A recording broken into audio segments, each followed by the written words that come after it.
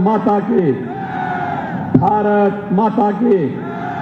वंदे वंदे वंदे। उत्तर प्रदेश सरकार के मंत्रिमंडल के मेरे वरिष्ठ सहयोगी, प्रदेश के नगर विकास और ऊर्जा के विभाग के मंत्री श्री अरविंद कुमार शर्मा जी, सोहेल देव राजभर पार्टी के अध्यक्ष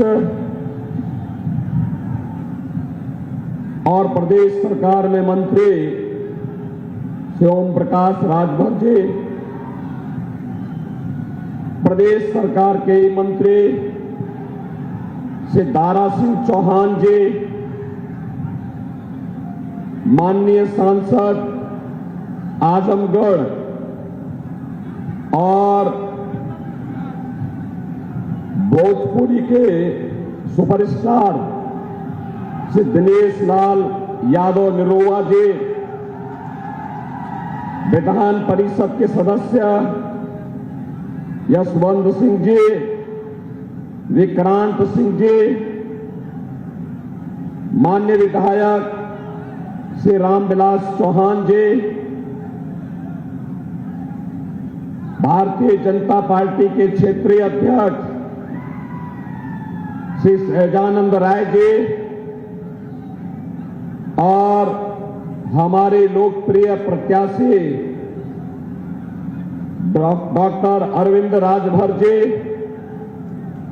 भारतीय जनता पार्टी के जिला के अध्यक्ष श्रीमती नुपुर अग्रवाल जी, रमेश सिंह जी, मुन्ना दुबे जी, देवेंद्र सिंह जी और मंच पर उपस्थित हमारे सभी पदाधिकारीगण, उपस्थित बहनों और भाइयों, लोकसभा चुनाव के 6 चरण पूरे हो चुके हैं। अंतिम और 7वें चरण में आज घोसी संसदीय सीट पर आप सभी मतदाताओं से अपील करने के लिए मुझे भी आना पड़ा है। बहनों और भाइयों, पूरे देश के अंदर प्रधानमंत्री मोदी जी के समर्थन में जनता जनार्दन का जो आशीर्वाद प्राप्त हो रहा है, 6 चरणों ने साबित कर दिया है कि अब की बार 400 पार, अब की बार 400 पार के टारगेट को भारतीय जनता पार्टी और सहयोगी दल प्राप्त करने की ओर तेजी के साथ आगे बढ़े हैं। और उसी में घोसी संसदीय क्षेत्र के मतदाताओं का आशीर्वाद लेने के लिए आज ये मंच यहां पर आपके बीच उपस्थित है। बहनों और भाइयों, कल आदरणीय प्रधानमंत्री जी का ये मार्गदर्शन आपको प्राप्त हुआ। हम सब जानते हैं पिछले 10 वर्ष में देश की तकदीर को बदलने का काम मोदी जी ने किया है। आज देश के अंदर सुरक्षा का जो बेहतर वातावरण है, मोदी जी के कारण। देश का सम्मान बढ़ा है, मोदी जी के कारण। विकास के जो बड़े बड़े कार्य हो रहे हैं, हाईवे के रूप में, रेलवे के रूप में, बड़े बड़े संस्थान बन रहे हैं, कहीं मेडिकल कॉलेज, कहीं आईआईटी, कहीं आईएम, कहीं ट्रिपल आईटी, कहीं एनआईटी, वो मोदी जी के कारण। और गरीबों के कल्याण के लिए भी जो कार्य हुए हैं, चाहे वह 80 करोड़ गरीबों को फ्री में राशन की सुविधा का उपलब्ध कराने का हो, चाहे वह 60 करोड़ गरीबों को 5 लाख रुपए की आयुष्मान भारत की सुविधा देने का कार्य हो, 12 करोड़ किसानों को किसान सम्मान निधि का कार्य हो, या फिर 12 करोड़ घरों में शौचालय के निर्माण का। बहनों और भाइयों, यह सब कार्य मोदी जी के नेतृत्व में हुआ है और मोदी जी ने कहा है कि 4 जून को जब फिर एक बार मोदी सरकार बनेगी तो 70 वर्ष से ऊपर के हर एक बुजुर्ग को प्रतिवर्ष 5 लाख रुपए का आयुष्मान भारत के उपचार की सुविधा उपलब्ध करवाएंगे। 4 करोड़ लोगों को मकान मिल गए हैं, बचे हुए गरीबों को भी मकान देने का काम करेंगे।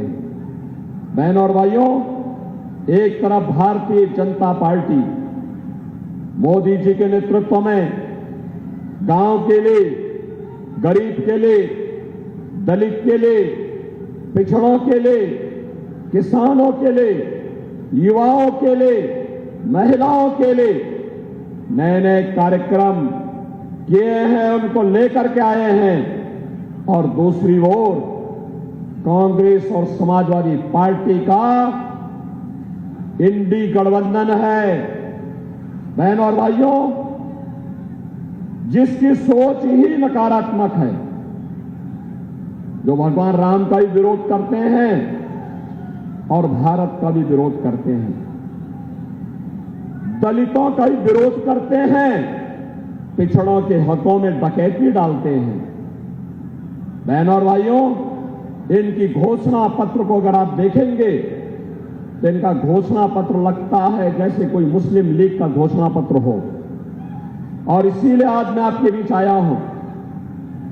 समाजवादी पार्टी और कांग्रेस का घोषणा पत्र कहता है, बहनों और भाइयों, इनका घोषणा पत्र कहता है कि अगर कांग्रेस नेतृत्व की सरकार बनी तो वहां आरक्षण का लाभ मुसलमानों को भी देने का काम करेंगे। बहनों और भाइयों, क्या पिछड़ी जाति के और अनुसूचित जाति के आरक्षण में कांग्रेस और समाजवादी पार्टी को सेंध लगाने की छूट देंगे क्या आप? मैं जानना चाहता हूं, क्या आप सेंध लगाने की छूट देंगे? बहनों और भाइयों, बाबा साहब भीमराव अंबेडकर ने भी कहा था कि आरक्षण का आधार धर्म नहीं हो सकता। आरक्षण अनुसूचित जाति, अनुसूचित जनजाति और पिछड़ी जाति के लोगों को ही मिलना चाहिए। लेकिन ये कांग्रेस और समाजवादी पार्टी के लोग आपके हकों में डकैती डालना चाहते हैं और इसीलिए हम लोग आए हैं। बहनों और भाइयों, इनसे सावधान होने की आवश्यकता है। इनका घोषणा पत्र कहता है कि अगर सत्ता में आएंगे तो जनता जनार्दन पर वरासत टैक्स लगाएंगे। वरासत टैक्स का मतलब जानते हैं आप?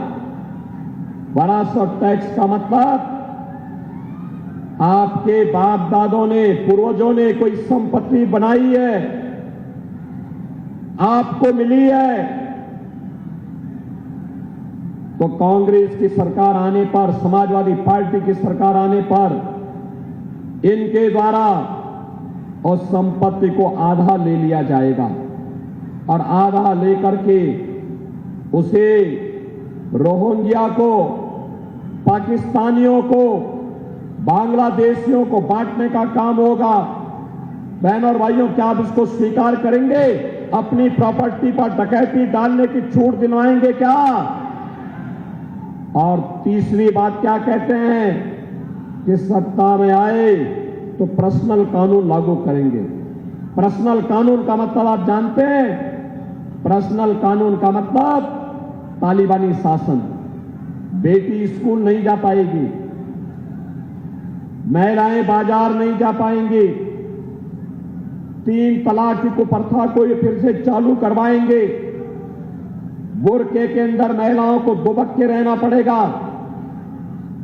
ये भारत के संविधान का अपमान है। भारत बाबा साहब भीमराव अंबेडकर के द्वारा बनाए गए संविधान से चलेगा। भारत में तालिबानी कानून लागू नहीं होने दिया जाएगा। भारत के अंदर शरीयत का कानून लागू नहीं होगा और इसीलिए आज हम सब आपके बीच आए हैं। देश की जो आवाज है, देश की जो आवाज है, वो आवाज है कि फिर एक बार मोदी सरकार का, और मोदी सरकार इसलिए, जिससे बहनों और भाइयों, जिससे मोदी सरकार इसलिए जिससे हम सब एक कृतज्ञता ज्ञापित कर सकें। कृतज्ञता किस बात के लिए? इसके लिए कि जो राम को लाए हैं, क्यों मऊ की जनता भी यही चाहती है? दोनों हाथ के मुझे बताओ, जो राम को लाए हैं, जो राम को लाए हैं, आप भी इससे सहमत हैं? सहमत हैं? बहनों और भाइयों, इसीलिए हम लोग आपके पास आए हैं, यही अपील करने के लिए आए हैं। यहां पे एनडीए का प्रत्याशी सुहेलदेव राजभर पार्टी के बैनर तले चुनाव लड़ रहा है। भारतीय जनता पार्टी, अपना दल, निषाद राज पार्टी, राष्ट्रीय लोक दल, ये सभी प्रत्याशी को अपना समर्थन दे रहे हैं। और अरविंद राजभर एक युवा और जुझारू प्रत्याशी है। एक युवा अगर आपका प्रतिनिधित्व करेगा तो बहनों और भाइयों, गांव गरीब के लिए कार्य करेगा, मऊ के विकास के लिए कार्य करेगा, यहां के पूर्व सांसद शिवराज सिंह जी के सपनों को साकार करेगा, श्री कल्पनाथ राय के सपनों को साकार करेगा। डॉक्टर श्याम नारायण पांडे जी ने जो सपना देखा था हल्दी घाटी के माध्यम से, हल्दी घाटी की उस देशभक्ति की जार को गांव-गांव तक, घर-घर तक पहुंचाने का काम और विकास की प्रक्रिया के साथ जोड़ने का काम अरविंद राजभर करेंगे। और इसीलिए आज हम सब एनडीए के नेता भी, मैं स्वयं भी आपके पास आए हैं आपसे कहने के लिए, अरविंद राजभर को एक मौका दीजिए। अरविंद राजभर को चुनाव जिताएंगे। मऊ दोनों हाथ उठा के मुझे बताओ, दोनों हाथ उठा करके, जहां तक मेरी आवाज जा रही है, इधर भी दोनों हाथ उठा करके चुनाव जीत के अरविंद राजभर जाएंगे। लेकिन इसके लिए आपको दो काम करने होंगे। करेंगे? पहला काम, आज 27 तारीख हो गई, 28, 29, 30, 31, 4 दिन आप घर घर संपर्क कर सकते हैं। करेंगे? ये 4 दिन देश के लिए देंगे। इन 4 दिनों में आप में से हर व्यक्ति, कितने लोग हैं जो 10-10 घरों में जाकर के सुहेलदेव राजभर पार्टी के चुनाव चिन्ह छड़ी, यानी बुढ़ापे का सहारा छड़ी, देखो उसके बाप ने अभी से अपने बुढ़ापे का सहारा छड़ी अपने पुत्र को पकड़ाया है। अरे तो ये घोसी और मऊ के लिए सहारा बनेगी ये छड़ी।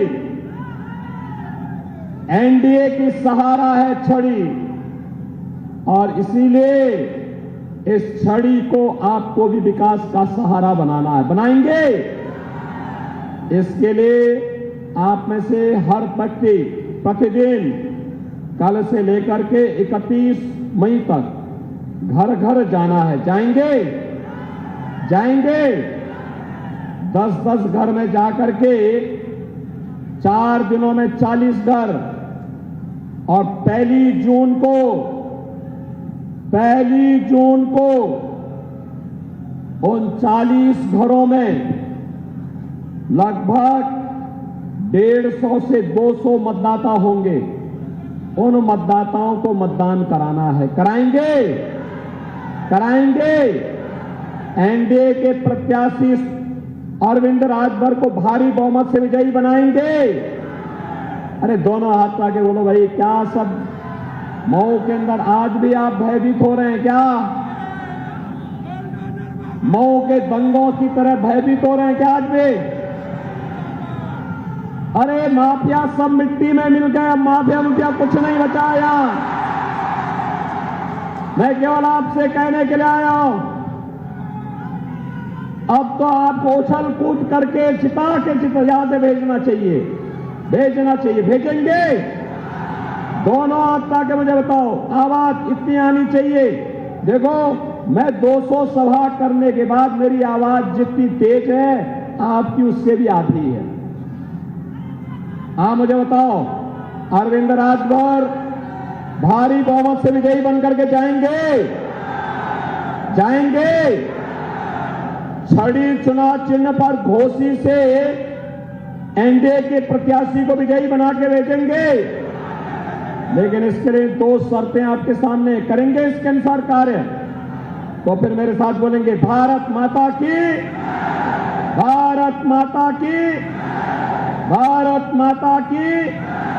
जय श्री राम, जय श्री राम, जय श्री राम।